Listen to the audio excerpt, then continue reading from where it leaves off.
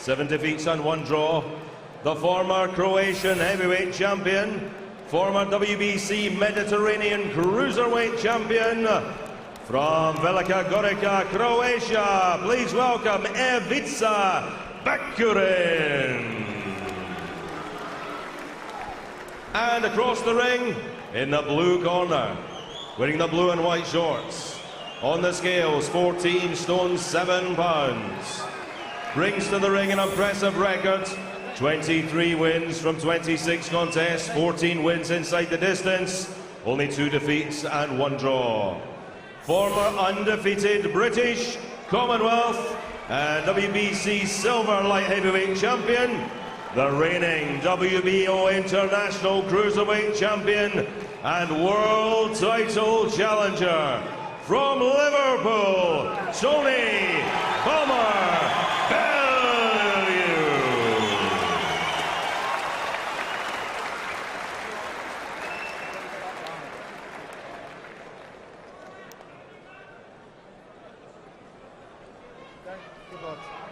Can you see us? I can see you, lovely.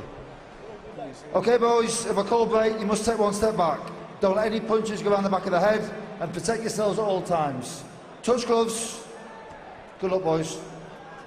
Yeah, made at 14 stone 8, and that's mainly because Ivica Bacurin, the opponent, came in at short notice and said I can make 14-8, but probably not less than that. He came in because Lubos Suda of the Czech Republic had to withdraw. Bellew said that's fine. What I've seen on tape of Bacurin, Glenn, he's not the fastest, but he can dig a bit, and he's only been stopped twice, and once was to a full-blown heavy who's not bad himself in Jonathan Banks. So Bellew's going to have to not take any liberties with this fella here. No, I think he knows enough to be a little bit careful and a bit wary. When you've got an opponent coming in so late notice, you've got to give him respect.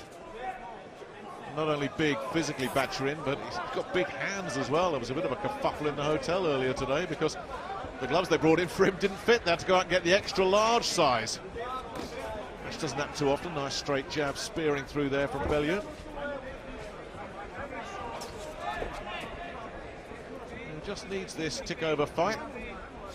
But of course it's a chance for Bacurin to make a bit of a name for himself in the cruiserweight division. He's brought a little entourage with him. They are very vocal in his corner. Nice body shot and then out of range. Bacurin shakes his head to say, didn't bother me one little bit. Bacurin showing a little bit of reluctance to pull the trigger here early. So Bellew looking for a couple more rangefinders with the jab. Yeah, I think it's important that Bellew gets some decent hard shots on very early. You've got a fighter coming in late notice. He won't be caring that much if he wanted to do well, and I think you've got to, opponents like that, you've got to put them in your place early, in their place. This is his 4th fight at cruiserweight. You look at him and honestly you wonder how on earth he ever made it down at light heavyweight. He's a big solid cruiser, Tony Bellew. Well, he seems more relaxed coming into the fight. Often he's very, very angry, it seems, and that takes an awful lot of energy out of him. Seems an awful lot cooler for this one, which is what he needs to be.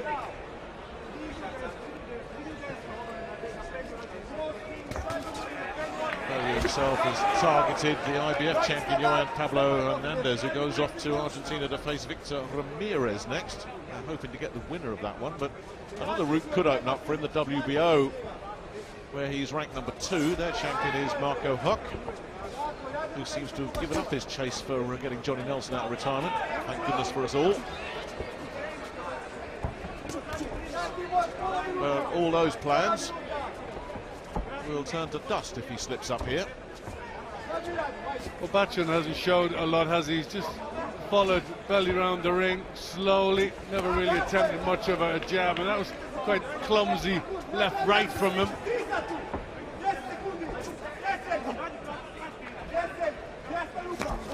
He is slow and cumbersome, and he got caught with a big right-hand counter there as he launched in right on the bell.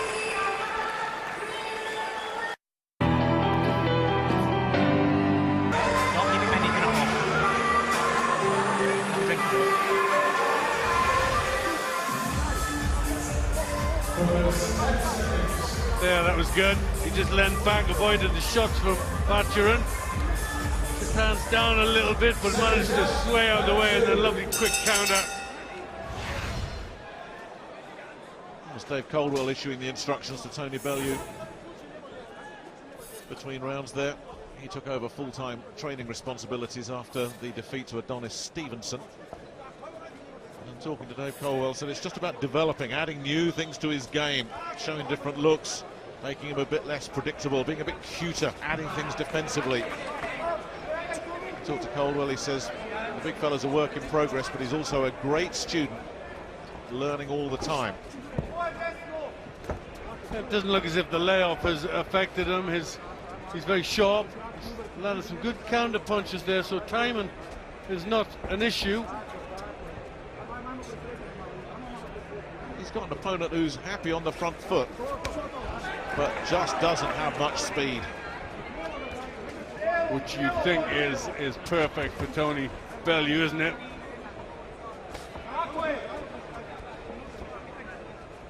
He likes an opponent to come to him. He's waiting for the counter.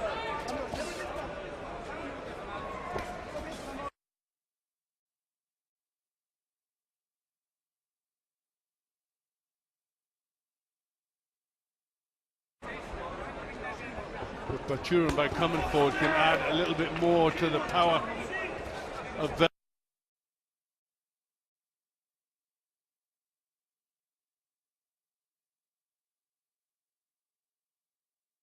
Bellew. If he connects right. Starting to get the jab going here, Bellew.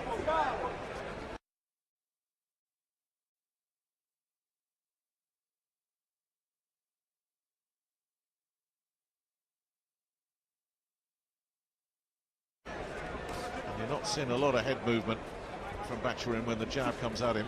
That was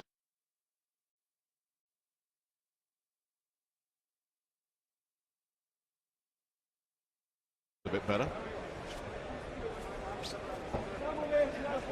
Bacurin painfully slow, just getting caught with a counter there. Little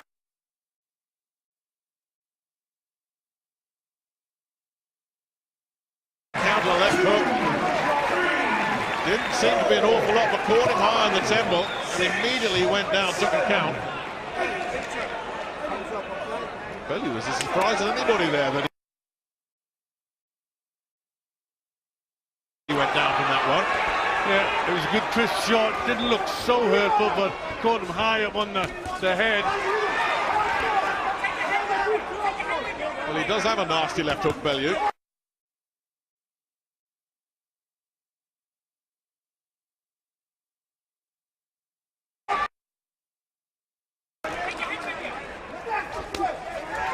Well, he wasn't shaking his head when that one landed, was he?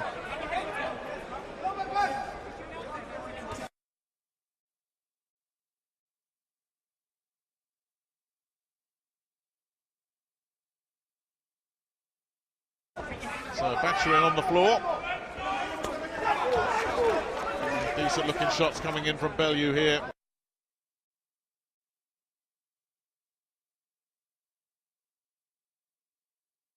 Bacurin just can't seem to land anything clean.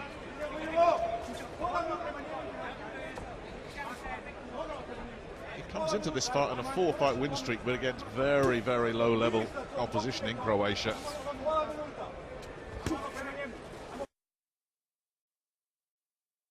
Again, there's that left hook, went round the back of the guard, but not quite as high, that one. I think it was the fact that it was a bit high up on the temple that just scrambled him a little bit. Well, he's threatening Bacurin. He's trying to get himself in range. There he tried a big right hand, didn't land.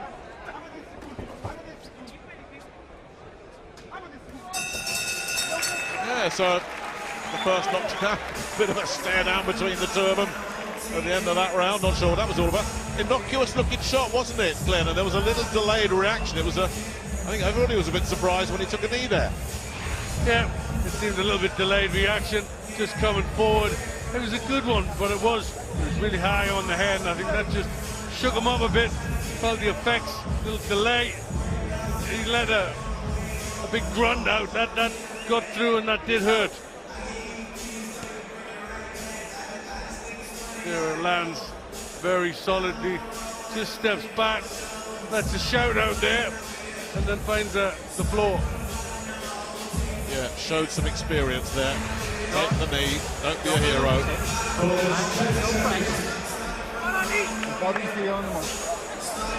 Make sure you take your head out when you go to the bottom. Right? Well, he didn't rush, didn't panic, just got straight back to his boxing. Round 3 of this 10-round cruiserweight affair. Ivica Bacurin, the Croatian, on the floor in the last round, the man in the red trunks. And now Bacurin decides to step back and invite Bellew onto the front foot. Now both of them having a little bit of a chit-chat. Steve Gray telling them to get on with it.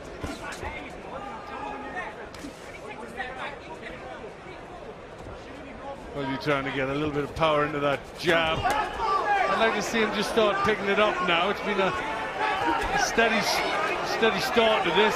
That Bacurin down, now it's time to start to entertain a little bit. Well, he's coming out with more purpose here, Bacurin. That last combination was pretty wild and hopeless, but the earlier one had landed. Now, if he's going to start throwing some punches, he's going to be open to the counters.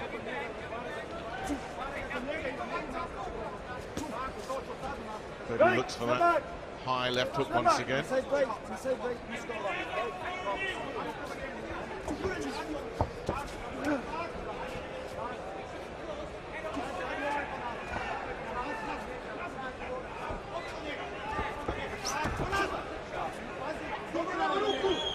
Well, he's taking his time. I think he probably is content to get a couple of rounds in. Certainly not rushing anything.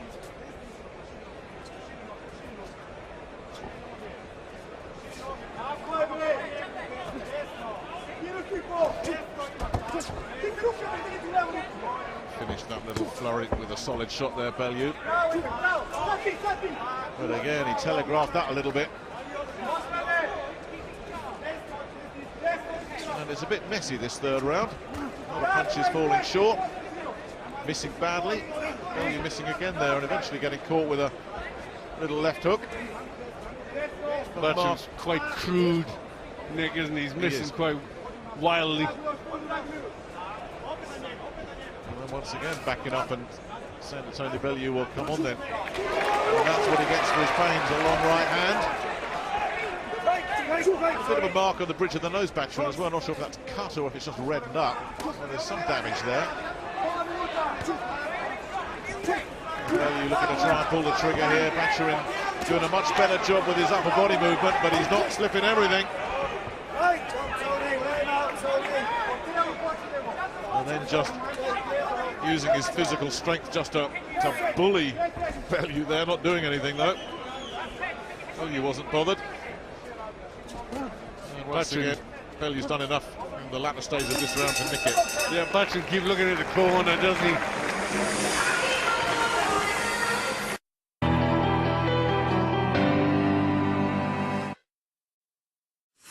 Join today and get £88 free. No deposit needed. 888 Casino. Welcome to the edge of your seat. Papa John is not interested in quality. He's obsessed with it.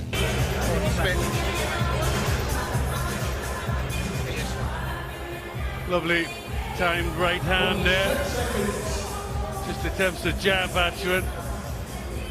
Bellew straight down with the right hand. Took it well though, Bacurin. It's a good solid shot. Round 4 then of this 10-rounder.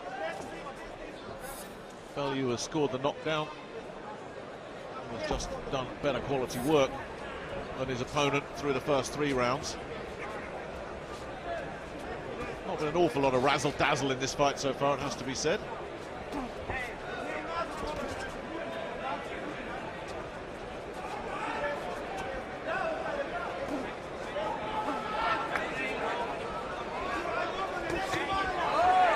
Clever work there from Bellew though. His body work finished off with a straight left hand as well. Not easy when you're up against a late sub, is it, Glenn? Everyone thinks, oh, it's going to be a nice walkover, but for all we know, this fellow's been in camp, and I'm sure he has. He's been ready and training for a fight in Croatia, so he steps in full of ambition, and well, you won't have known anything about him. No, it's very difficult. You just, you know, it's the unknown, and you've got to learn everything about your opponent actually in the ring. And you know, you practice nothing really to suit him, so it's all got to be done on the night. But the thing about being up at cruiserweight for Bellew is he's got more time. Certainly in a fight like this, you know, he can take his time, he can pick his shots, and you know, I think he'll be more effective in this division.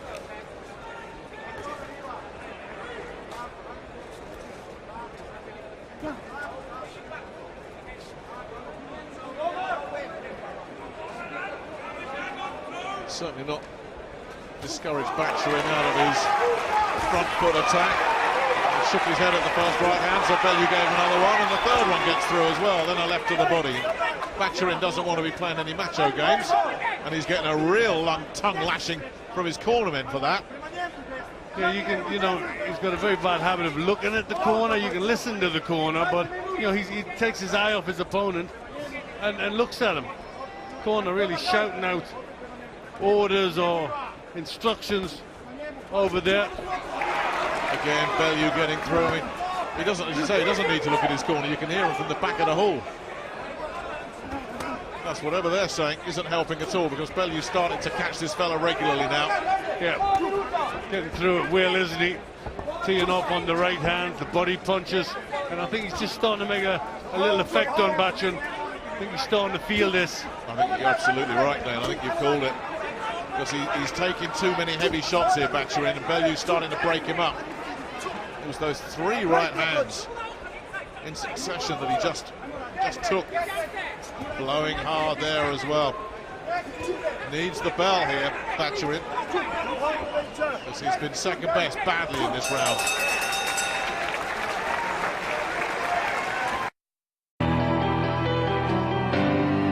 Corner, and that's a very sorry for himself cruiserweight there. Yeah, it looked as if they're trying to jay him up, they're trying to get him. He had his head down, didn't really look as if he wanted to go on, and taking right hands like that, 3 in a row, he might not go on that much longer. Yeah, I was going to say the same thing. He's starting to look very, very sorry for himself there. And as you say, they're trying to G him up in the corner. He had 2 of them in his ear for the whole 60 seconds there. But slowly and surely, Bellew is beating the fight out of Bacurin. Yeah, it was a real lame attempt at throwing a hook there from Bacurin, and then he looks to hold. Bellew with the body shot. Bacurin's punches carrying an air of desperation now. It is swing and hope stuff from the Croatian. Bellew picking some much smarter shots here. That was blocked off, but he is getting through regularly now, Bellew. And he's hurting the Croatian, who took it, felt it again, and Steve Gray has to step in and say, you've got to turn around. Now, that was a dangerous game he played there. But he's ready for the exit, Bacurin. These fans know it.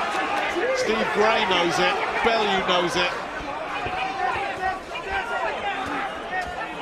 Yeah, he's lost any confidence in there, hasn't he, Bacurin? Just bit by bit, Tony Bellew just takes him apart.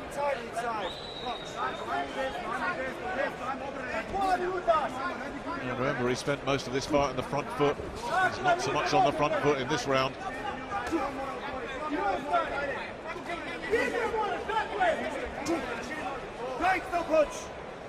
Just clinging on there. Look how he looks to grab.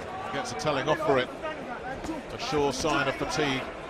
Another combination bounces in from Bellew, who continues just to pick the shots, looking for the systematic breakdown, and slowly but surely he sank to the canvas and looked at his corner again, and the body language says it all. He can't take much more of this, and there's a case to get him out of there.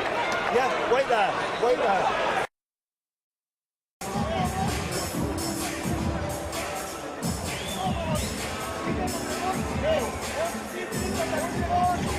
Yeah, just clubbed him. He just almost sank down those ropes, didn't he? Without anything really solid getting on him. I think it was an excuse. He wanted to be out. Bonus 10 seconds.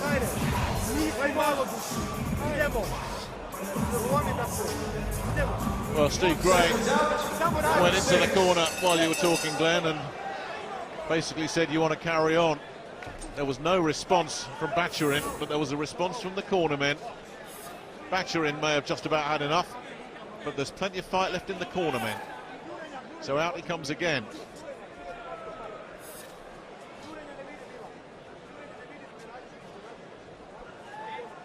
This is a hard game when you're second best and getting hurt, and you have to admire someone who keeps getting off their stool and coming back for more.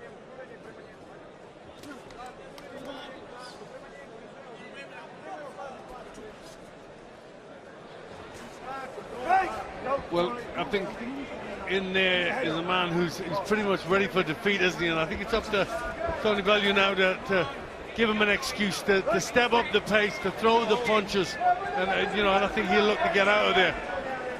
Well, certainly the referee will have the excuse to stop the fight, but that's what it needs now, a little injection of pace. Pace and spite. He needs to get the job done. Nice uppercut there. Bacurin sticking with it bravely, but Bellew just walking through his punches now.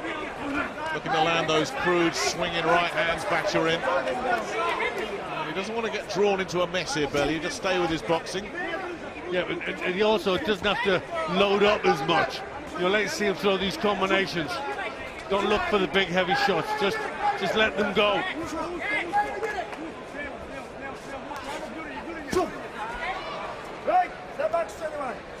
He must allow himself to get frustrated here either, because Bacurin has gone into survival mode. He's trying to block and spoil and hold and do anything he can to break up Bellew's rhythm here, while still throwing shots back of his own.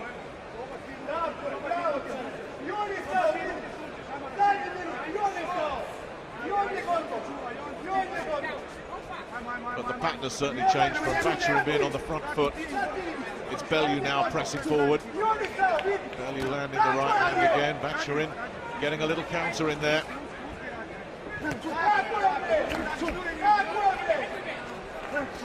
corner loving it when he lands, but there's nothing behind his punches anymore. That's the problem for him. Bellew's just walking through whatever he does land. And a big right hand comes in from Bellew. You just get the feeling one more solid, clean connection could see this fella on the floor, and if he does go down again, I don't think Steve Gray will let it go on anymore, because it's become horribly one-sided now. But Bacurin's still showing willing, for which you have to give him an awful lot of respect.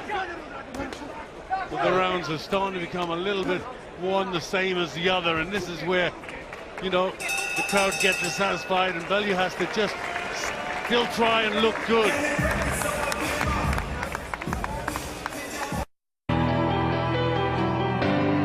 But good to see Kevin looking chipper again, and in the background Matthew Macklin as well, all smiles.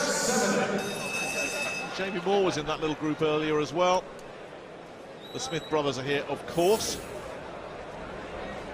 We saw Derry Matthews earlier. Plenty of fighters have been attracted to this show, which is good to see. Tony Bellew goes into round 7 here, and if there's been one criticism levelled at Tony over the years, Glenn, whether it's fair and justified or not, is that he tends to just plod his way to victory when he should be stepping on the gas and giving us an exclamation mark. Yeah, I think that's what needed. That's what's needed. He's a good fighter. We want to see him perform. He's honing in on world title fights again, so he really needs to get the crowd excited.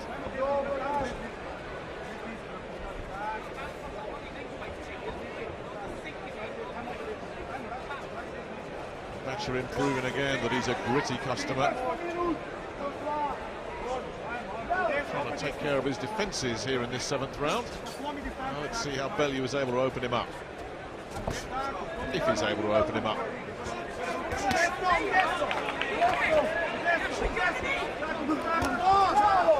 Decent left hand getting through there from Bacurin. I'd like to see Bellew bring the uppercut in as well.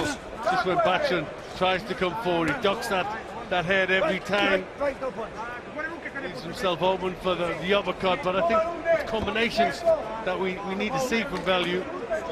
He's looking to pinpoint the straight left and then the right hand behind that, where we just need a little bit more. Nice body shot there from Bellew, and immediately Bacurin turns into a limpet, gets a telling off for it once again. See, this is the danger that starts to just get a bit dull in there. A bit too easy for him as well, isn't it? Yeah. You know, he's better when there's a little bit of danger, a little bit of a challenge. Tony Bellew's he's sharper and comes back in good, solid counters more. I think this, he feels he's got the beatings of Bacurin. He's trying to step it up here, Bellew, though. Glenn, sorry just to interrupt you. He's definitely trying to increase the tempo here. He's marked under the left eye as well.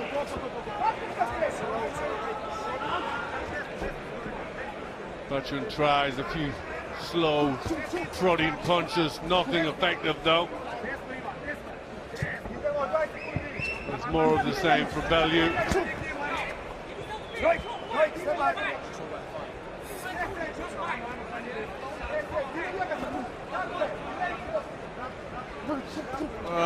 Nice big right hand on the belt from Bellew. Another very, very one-sided round. I talked about all the fighters in attendance. One I didn't mention is Anthony Ogogo. He's sat ringside with Ed Robertson. Yeah, great to see you ringside, Anthony. Tony Bellew's fully in control, but should he get this guy out of there now? Yeah, I think I'd like to see Tony go for the round, go for the gears now. You know, it's been a bit, he's been nice and composed, but I'd like to see him double the phase up, treble the phase up, and I think we're going to be getting this guy out in the next round or two. A change of pace, perhaps? Yeah, changing the pace, switching up body, Paul Swift's in the back there saying jabbing to the body and going right hand to the head. He needs to mix it up because he's a tough guy and he's staying in there. Tony needs to kind of find something else, do something else to get him out. Overall, how do you think he's performing, Tony Bellew? Fucking very well. I think he looks happy at this new weight, at the cruiserweight. He looks composed, he looks powerful, looks spiteful. I'd like to see him be a bit more explosive, and then I'll be pretty much an 8 out of 10 so far. Thank you, Anthony. Thanks, Anthony. Good to see you again. Round 8. Round 8. 2 to go after this. And a couple of rounds ago, Glenn, I don't know if you agreed with me, I thought Bacurin was ready for the exit. He's rallied really well here. Yeah, that's the danger, because Bellew's not putting enough pressure on him, and it really needs a consistent pressure. Needs to throw a barrage of punches. As Anthony said, go through the gears, show a little bit more, because he's just managing, he's managing Bacurin to get through these rounds.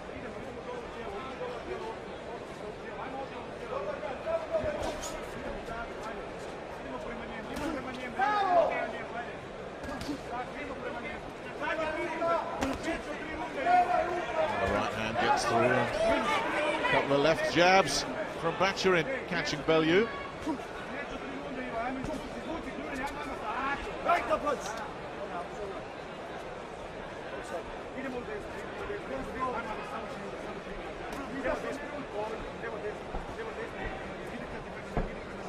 Well, he's not getting old yet, Tony Bellew. Remember, he turned pro relatively late after that long amateur career. His 3 ABA titles, big right hand. Hitting on the break and protesting his innocence, and Bacurin decides to take a knee in his corner and then gets up and looks around as if to say what's going on. So he'll be given a bit of time. And Steve Gray letting Tony Bellew know who's boss in there.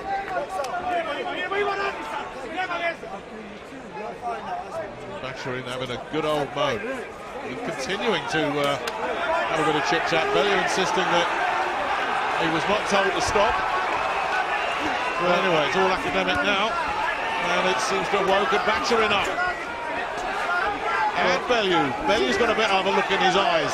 Yeah, this is better. I wanted to see that look a few rounds ago, and this might have just woken him up and getting him a bit more of that grit and determination into Bellew. that spike that we know he's got. Bellew is a different animal when he's angry, wherever he can get that anger from. And maybe that little altercation with Steve Gray might just stoke the fires. Nice little body shot there from Bellew. Bacurin backing up, but couldn't get away from it. And again, caught with the jab and then just lunging in and holding again.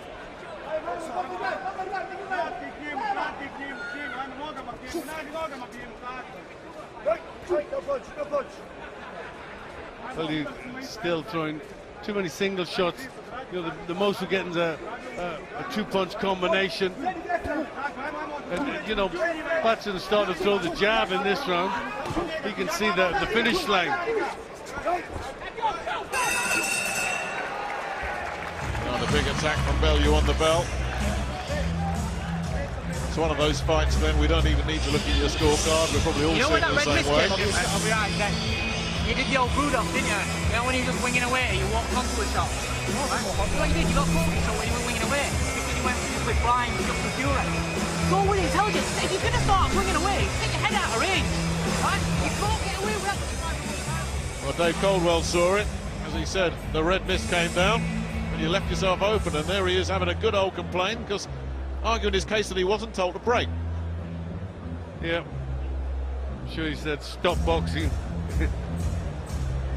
When you stop, take a step back, never took a step back and landed a big eye-catching punches on. Bellew's still winning the round, but we need now to see more. You know, he's honing in on world title fights. We need to see the exciting Tony Bellew.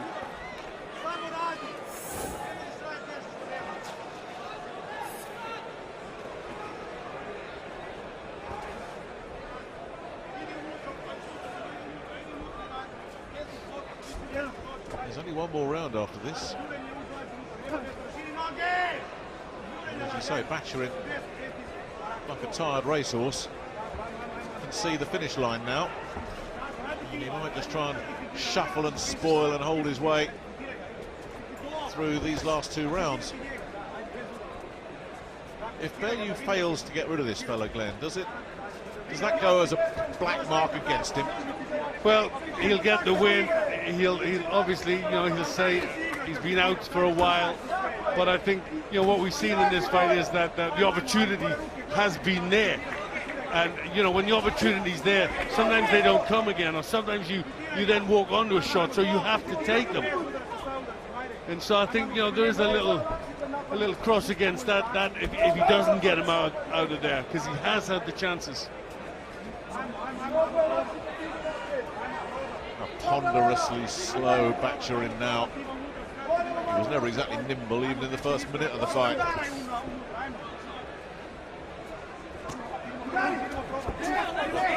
Bellew, despite the odd little flurry of activity, and when the red mist came down, as Dave Coldwell described it, he's only been fighting in bursts as well. He's not been able to apply consistent pressure, and that's given Bacurin a chance to regroup and just hold and spoil and give himself a bit of breathing room, as we saw right there. Bellew not on his case, taking his time to get within range. Yeah, there's room there for an uppercut from Bellew. Well,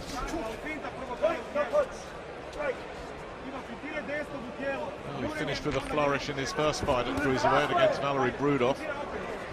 A lovely 12th round stoppage there. Is he going to save up something for late on here as well? There's another one of those left hooks, those short left hooks that had him on the floor early in this fight. Yeah, he looks slightly undermotivated, getting hit with silly shots. Nice combination there from the Croatian. Bellew shrugged it off and lands a right of his own, but he was caught there. And that was a terrific response. Big right hand from Bellew. He's in big trouble there. Down he goes again. It was that first right hand that did all the damage. He never recovered. The good news for him is that clock is ticking. He's up at 8. Is Steve Gray going to let this carry on? Yes, he is. And he's going to hear the bell and get away with it. But for the third time, he's been down. And the bell to his rescue. It's a huge right hand, did all the damage, opened him up, and he followed up brilliantly, Glenn. Yeah, he did. That was much more of the Tony Bellew we know and we like. He picked it up, started to land good punches in there. The right hand was landing very solidly, but again, left it too late in the round and didn't get him out of there. But much better. Solid right hand, and again a quick one.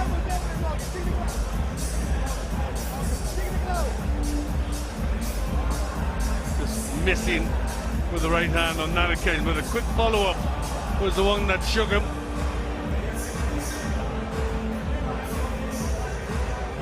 Oh, that's the big one. That's the one that unhinged him. And then the follow-up put him down. And he only had 5 or 6 seconds when he was on his feet. So can this brave Croatian Ivica Bacurin get through this 10-rounder? He has 3 minutes left, but he's been on the floor 3 times. He's barely won a share of any of the rounds. And he's very brave. He's got a big heart, but Bellew once again looking to finish in some style here. Well, this is better. It's early in the round. Spring in his step, glint in his eye. Well, he needs to keep that going.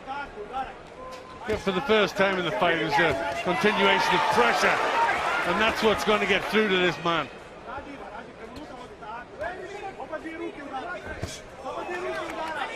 Really launched the right hand there, and another one gets through. Bacurin backing up again as he looks to land another right hand inside, and grimaced as he landed that one, Bellew. Yeah, has had problems with his hands. He landed well with it. There's nothing left, nothing left, nothing left. He was a very, very brave man, Ivica Bacurin. Bellew did it again, he left it late. Little stint away, put him back that way, come back. Got the job done. Yeah, the only problem with that is he could have done that 5 rounds ago. It was good, the finish was excellent when it came. But I think all in all, people will be relatively happy. He got the job done, he got the inside schedule, he showed what he could do when he needed to against really an outclassed opponent. And a hug of respect there between the two of them, which is good to see. A very, very, very brave man, this Ivica Bacurin, but Bellew started fast as if it was like, no, I've got to get this fella out of there. Steve Gray was looking very closely at that one and did absolutely the right thing for me. Yeah, he did. And they're still at Bacurin in the corner there, still giving him a hard time. Yep, good time stoppage. He was coming under good pressure from Bellew. Lovely uppercut there. You know, that punch he was wide open for that from very early on. Finally got through and it had the effect.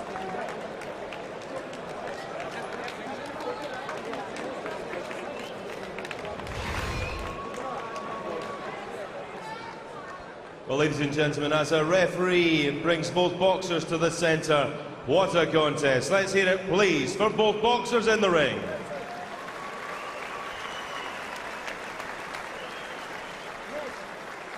Our timekeeper, Mr. Andrew East, records an official time of 1 minute and 12 seconds of round number 10. Steve Gray stops the contest with Ivica Bacurin in no position to continue. The winner from Liverpool, Tony "Bomber" Bellew. Well, it was hard work there for Tony Bellew against a big, tough and extremely brave late substitute. But he dominated the fight, got the stoppage late on, and most importantly, keeps those high world rankings. Remember, he's number 10 with the WBA, 8 with the IBF, 2 with the WBO. He put those in jeopardy, and if anything had gone wrong tonight, that really would have torn up some plans, but he got there in the end.